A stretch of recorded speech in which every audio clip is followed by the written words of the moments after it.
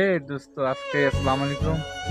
তো আমার first new chicken দোকান।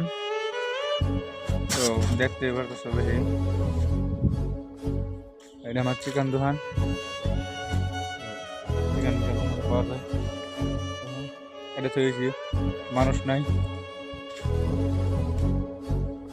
এই যে মুরগি 3টা আছে, তার খাওয়ান চন সব পানি চানি সব রেডি। এই যে কাছাকাড়িতে মেইন রাস্তা হয়েছে এটা, সিংমারি কাছাকাড়ি মেইন রোড হয়েছে এটা। গাড়িটা খারাপ হতেছি, গাড়িটা একদম বহুত নোংরা হয়ে গেছে গা।